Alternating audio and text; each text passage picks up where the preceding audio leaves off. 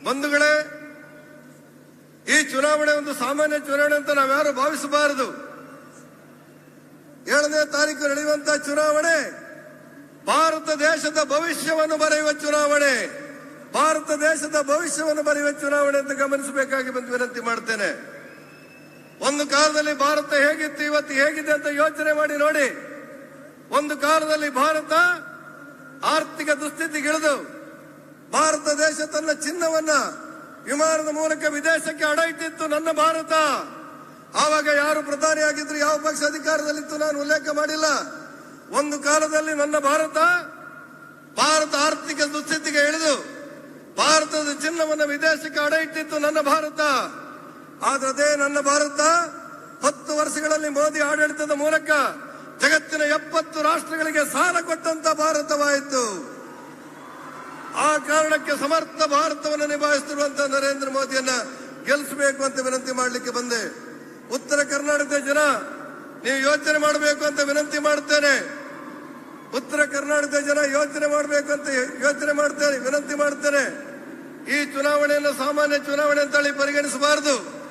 ಸಮರ್ಥ ಭಾರತವನ್ನ, ಸಮೃದ್ಧ ಭಾರತವನ್ನ, ಶಕ್ತಿಶಾಲಿ ಭಾರತವನ್ನ, ಸ್ವಾಭಿಮಾನಿ ಭಾರತವನ್ನ ನಿರ್ಮಾಣ ಮಾಡಲಿಕ್ಕಿರುವಂತಹ ಚುನಾವಣೆ ಅಂತ ಹೇಳಿ ವಿನಂತಿ ಮಾಡ್ತೇನೆ.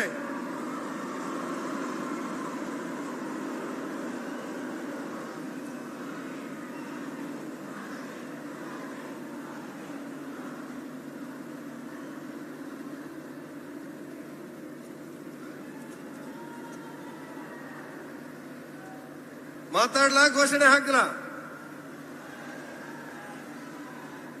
ಮಾತಾಡ್ಲಾ?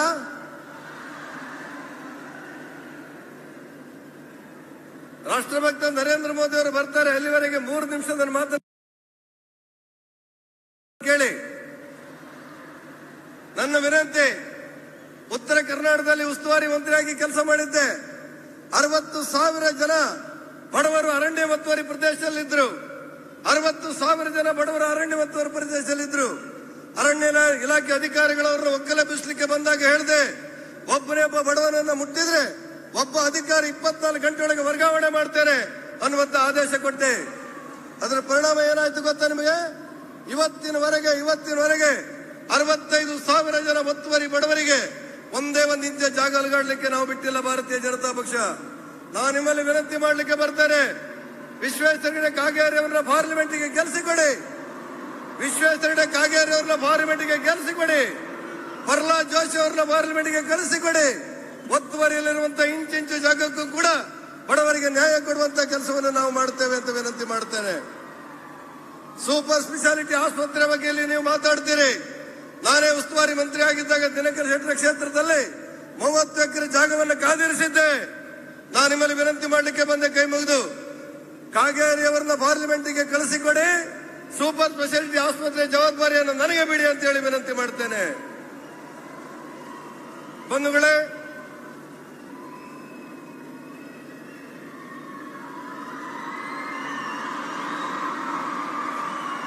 बोलो भारत माता के जय श्री राम,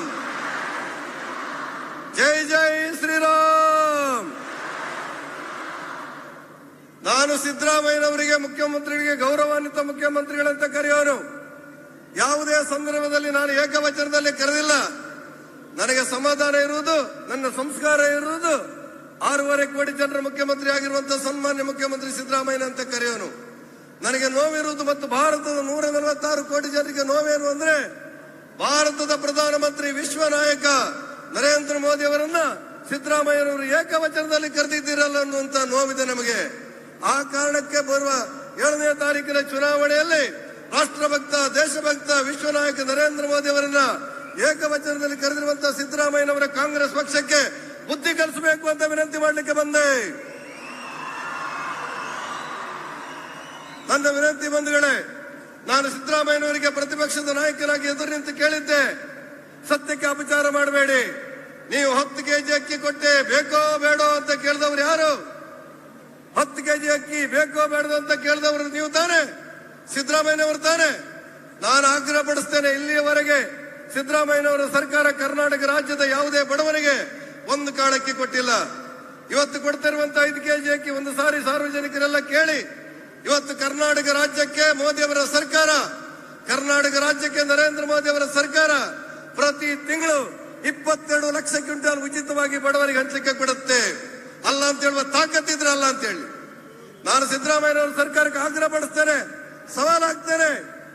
ಒಂದೇ ಒಂದು ಕಾಳಕ್ಕಿಯನ್ನ ಕರ್ನಾಟಕ ಸರ್ಕಾರ ಈ ಕ್ಷಣದವರೆಗೆ ಕೊಟ್ಟಿಲ್ಲ. ಕೇಂದ್ರ ಸರ್ಕಾರ ಕೊಟ್ಟಿರುವಂತಹ 22 ಲಕ್ಷ ಟನ್ ಅಕ್ಕಿಯನ್ನ ಪ್ರತಿ ಬಡವರಿಗೆ 5 ಕೆಜಿ ಹಂಚಿ ಕೊಟ್ಟು ನಾನು ಕೊಟ್ಟೆ ಬೇಕೋ ಬೇಡೋ ಅಂತ ಹೇಳಿದವರು ಯಾರು? ಆ ಹಿನ್ನೆಲೆಯಲ್ಲಿ ವಿನಂತಿ ಮಾಡಲಿಕ್ಕೆ ಬಂದೆ. ಬಂಧುಗಳೇ, ಕಾಂಗ್ರೆಸ್ಸಿನ ಮುಖ್ಯಮಂತ್ರಿಗಳಾದ ಸಿದ್ದರಾಮಯ್ಯನವರು ಹೇಳಿದ್ರಂತೆ ಬಿಜೆಪಿ ಸಂವಿಧಾನ ವಿರೋಧಿ ಅಂತೇಳಿ.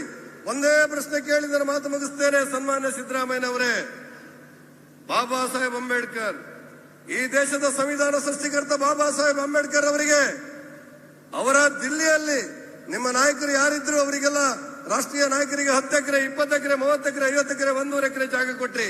ನನ್ನ ಆಕ್ಷೇಪ ಇಲ್ಲ. ಆದ್ರೆ ಸಂವಿಧಾನದ ಸೃಷ್ಟಿಕರ್ತ ಬಾಬಾ ಸಾಹೇಬ್ ಅಂಬೇಡ್ಕರ್ ಅವರಿಗೆ 10 ಅಡಿ ಜಾಗ ಕೊಡದೆ ಅವರ ಪಾರ್ಥಿವ ಶರೀರವನ್ನು ಮುಂಬೈಗೆ ಕಳಿಸಿದವರು ಯಾರು? ಕಾಂಗ್ರೆಸ್ ತಾನೆ. ಬಾಬಾ ಸಾಹೇಬ್ ಅಂಬೇಡ್ಕರ್ ಬಗ್ಗೆ ಇವತ್ತು ನೀವು ಮತ ಕೇಳ್ತೀರಲ್ಲ, ಬಾಬಾ ಸಾಹೇಬ್ ಅಂಬೇಡ್ಕರ್ ಬಗ್ಗೆ ಕಾಂಗ್ರೆಸ್ ಮತ ಕೇಳುತ್ತಲ್ಲ, ಆ ಕಾಂಗ್ರೆಸ್ಸಿನ ಒಬ್ಬ ಸಾಮಾನ್ಯ ಕಾರ್ಯಕರ್ತನನ್ನು ನಿಲ್ಲಿಸಿ ಸಂವಿಧಾನದ ಸೃಷ್ಟಿಕರ್ತ ಬಾಬಾ ಸಾಹೇಬ್ ಅಂಬೇಡ್ಕರ್ ಅವರನ್ನು ಸೋಲಿಸಿದವರು ಯಾರು? ಅದೇ ಕಾಂಗ್ರೆಸ್ ತಾನೆ. 2 ಬಾರಿ ಬಾಬಾ ಸಾಹೇಬ್ ಅಂಬೇಡ್ಕರ್ ಅವರನ್ನು ಸೋಲಿಸಿದ್ದು ಕಾಂಗ್ರೆಸ್ ಪಕ್ಷ.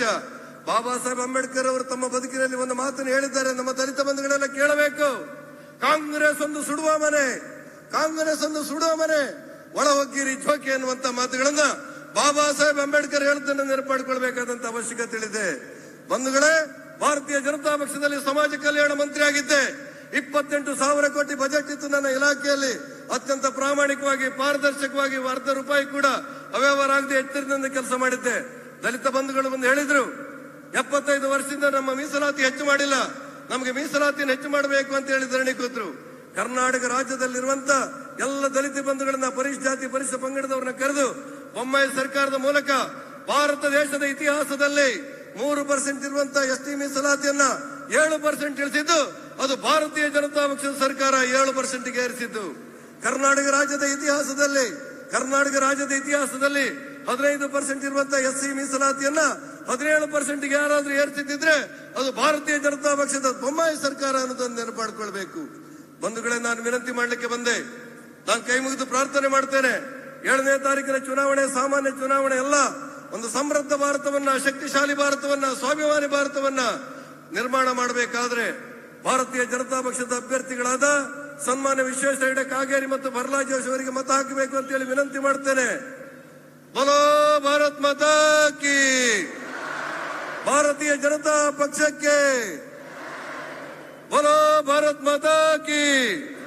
ಜೈ ಶ್ರೀರಾಮ್, ಜೈ ಜೈ ಶ್ರೀರಾಮ್.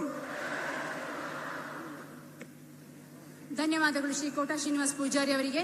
ಈಗ ನಮ್ಮನ್ನೆಲ್ಲ ಉದ್ದೇಶಿಸಿ ಶ್ರೀಯುತ ಸುನಿಲ್ ಹೆಗ್ಡೆ ಅವರು